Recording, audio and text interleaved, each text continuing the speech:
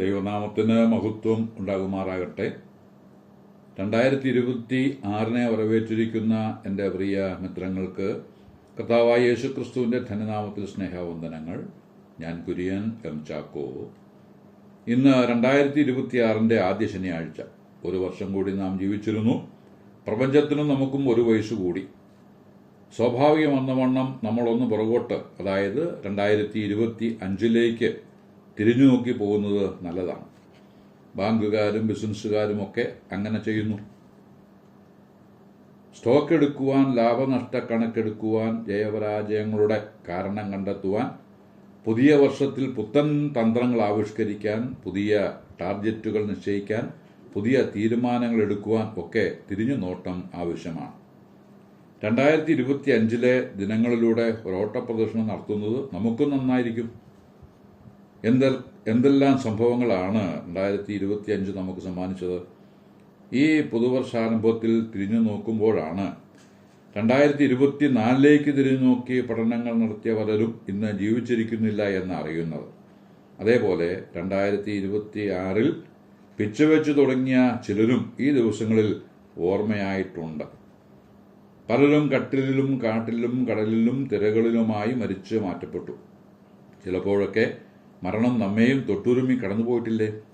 എങ്കിലും പുതുവർഷത്തിന്റെ പുത്തൻ തിരുനാമ്പുകൾ പൂത്തിരി കണക്കെ പുഞ്ചിരിച്ചു നിൽക്കുന്ന ഈ പുത്തൻ പുലരിയിൽ ദൈവം തമ്പുരാന്റെ പരിപാലനാ വിശേഷത്തിന് മുമ്പിൽ തൊഴുകൈകളോടെ സ്തോത്രം അർപ്പിക്കുന്നു.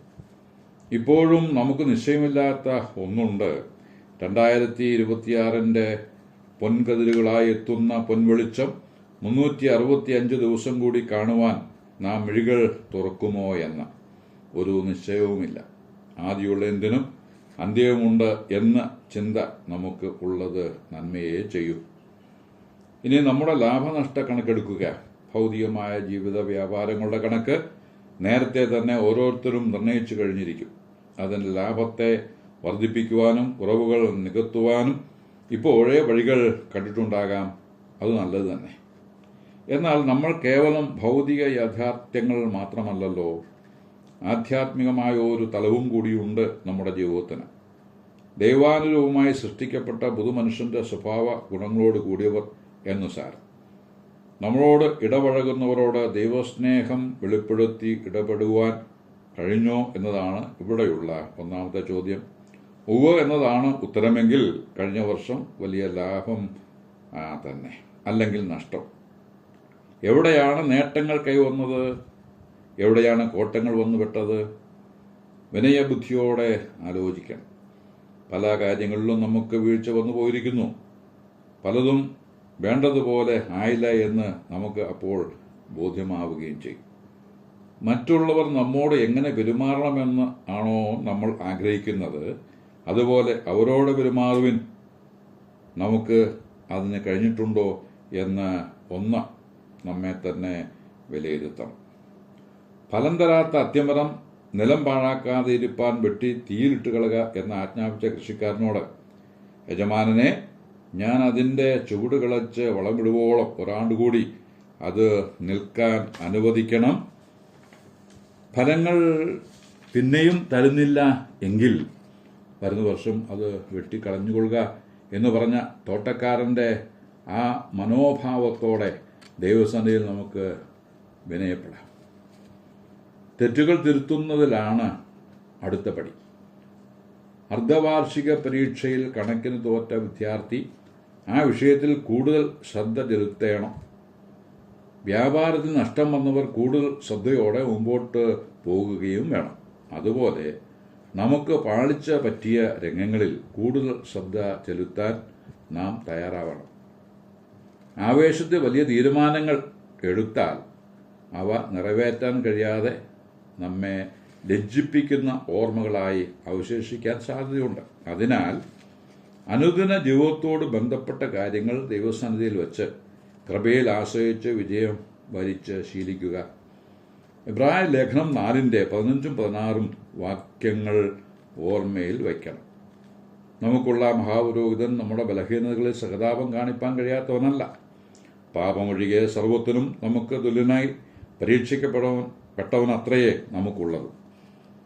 അതുകൊണ്ട് കരുണ ലഭിപ്പാനും തക്ക സമയത്ത് വേണ്ട കൃപ പ്രാപിപ്പാനുമായി നാം ധൈര്യത്തോടെ കൃപാസനത്തിന് അടുത്തു ചെല്ലുക. അപ്രകാരം കൃപ പ്രാപിച്ച ഒരു വ്യക്തിയാണ് ധന്യനായിരിക്കുന്ന പൗലോസ്ലീഹ. ശാരീരിക രോഗത്തിൻ്റെ പിടിയിൽ ക്ലേശിച്ച അദ്ദേഹം ആ രോഗം തന്നെ വിട്ടു മാറുന്നതിനായി 3 പ്രാവശ്യം കർത്താവിനോട് അപേക്ഷിച്ചു. അപ്പോൾ കർത്താവിന് മറുപടി കിട്ടി, ഈ രോഗവും വഹിച്ചുകൊണ്ട് കർത്താവിനെ സേവിക്കുക എന്ന്. കൊരിന്ത്യർക്ക് എഴുതിയ 2-ാം ലേഖനം 12:7 മുതലുള്ള വാക്യങ്ങളിൽ അത് വായിക്കുന്നുണ്ട്. വെളിപ്പാടുകളുടെ ആധിക്യത്താൽ ഞാൻ അതിയായി നിഗളിച്ചു പോകാതിരിപ്പാൻ എനിക്ക് ജഡത്തിൽ ഒരു ശൂലം തന്നിരിക്കുന്നു. ഞാൻ നിഗളിച്ചു പോകാതിരിക്കേണ്ടതിന് എന്നെ കുത്തുവാൻ സാത്താൻ്റെ ദൂതനെ തന്നെ. അത് എന്നെ വിട്ടു നീങ്ങേണ്ടതിന് ഞാൻ 3 വട്ടം കർത്താവിനോട് അപേക്ഷിച്ചു. കർത്താവ് എന്നോട്, എൻ്റെ കൃപ നിനക്ക് മതി, എൻ്റെ ശക്തി ബലഹീനതയിൽ തികഞ്ഞു വരുന്നു എന്ന് പറഞ്ഞു. ആകയാൽ ക്രിസ്തുവിൻ്റെ ശക്തി എൻ്റെ മേൽ ആവസിക്കേണ്ടതിന് ഞാൻ അതിസന്തോഷത്തോടെ എൻ്റെ ബലഹീനതയിൽ പ്രശംസിക്കും. അതുകൊണ്ട് ഞാൻ ക്രിസ്തുവിന് വേണ്ടി ബലഹീനത, കയ്യേറ്റം, ബുദ്ധിമുട്ട്, ഉപദ്രവം, ഞെരുക്കം എന്നിവ സഹിപ്പാൻ ഇഷ്ടപ്പെടുന്നു. ബലഹീനനായിരിക്കുമ്പോൾ തന്നെ ഞാൻ ശക്തനാകുന്നു. നമ്മുടെ ബലഹീനതയെക്കുറിച്ചും ഒന്നുമില്ലായ്മയെക്കുറിച്ചും ബോധവാന്മാരാകുമ്പോഴാണ് നാം കൂടുതൽ ദൈവ കൃപയിൽ ആ ശക്തിയിൽ ആശ്രയിക്കേണ്ടി വരിക. കുടം നിറഞ്ഞിരുന്നാൽ അതിൽ ഒന്നും നിറയ്ക്കുവാൻ ആർക്കും കഴിയുകയില്ല. കാരണം ആ കുടം നിറഞ്ഞാണിരിക്കുന്നത്. കുടത്തിൻ്റെ ഉള്ള ശൂന്യമായിരുന്നെങ്കിലോ അതിൽ പലതും നിറയ്ക്കുവാൻ കഴിയും. അതേപോലെ ഞാൻ എന്ന വ്യക്തി ബലഹീനനായും ഒന്നുമില്ലാത്തവനായും കർത്തൃകരങ്ങളിലേക്ക് സമർപ്പിക്കപ്പെടുമ്പോൾ അവിടുന്ന് വേണ്ടത് എന്താണോ അത് തന്ന് എന്നെ നിറയ്ക്കുക തന്നെ ചെയ്യും. അപ്പോസ്തലൻ യുവാവായ തിമോത്തിയോസിനെ പ്രബോധിപ്പിക്കുന്നത് തിമോത്തിയോസിന് എഴുതിയ 2-ാം ലേഖനം 2:1 വായിക്കുന്നുണ്ട്. ക്രിസ്തുയേശുവിലുള്ള കൃപയാൽ ശക്തിപ്പെടുക എന്ന്. ശക്തിപ്പെടാൻ മനുഷ്യന് പല വഴികളുണ്ട്. കായികാഭ്യാസങ്ങൾ കൊണ്ട് ശക്തിപ്പെടാം, ധനപരമായി ശക്തിപ്പെടാം, മനഃശക്തി വർദ്ധിപ്പിച്ച് ശക്തിപ്പെടാം. എന്നാൽ ഇവയെല്ലാം മരണം വരെ മാത്രമേ ഉപകാരപ്പെടുകയുള്ളൂ. നിത്യജീവനോട് ചേർന്ന കാര്യങ്ങൾ മനസ്സിലാകുമ്പോൾ തിമോത്തിയോസിനെ എഴുതിയ 2-ാം ലേഖനം 2:8 പറഞ്ഞിരിക്കുന്നത് ശ്രദ്ധേയമാണ്.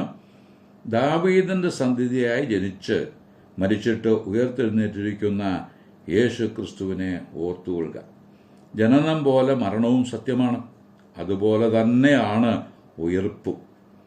ഉയർപ്പിനുള്ള ശക്തിയാണ് ക്രിസ്തുയേശുവിലുള്ള കൃപയാൽ ലഭിക്കുന്നത്. ആ കൃപയാൽ രക്ഷ ലഭിക്കുന്നു. കൃപയാൽ വിജയകരമായിരിക്കുന്ന ജീവിതവും സാധ്യമാകുന്നു.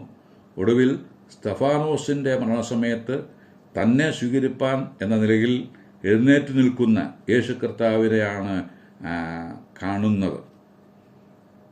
യേശുവെ, എൻ്റെ ആത്മാവിനെ സ്വീകരിച്ചാലും എന്ന് പറഞ്ഞ് പ്രത്യാശയോടെ കണ്ണുകളടച്ച ആ ഭക്തനെ പോലെ കൃപയിൽ മുഴുകി ഈ ലോക ജീവിതം നയിക്കുന്ന ഏവർക്കും അനുഭവവേദ്യമാക്കാവുന്ന ഒന്നാണ് മരണത്തിന് അപ്പുറമുള്ള ജീവിതവും.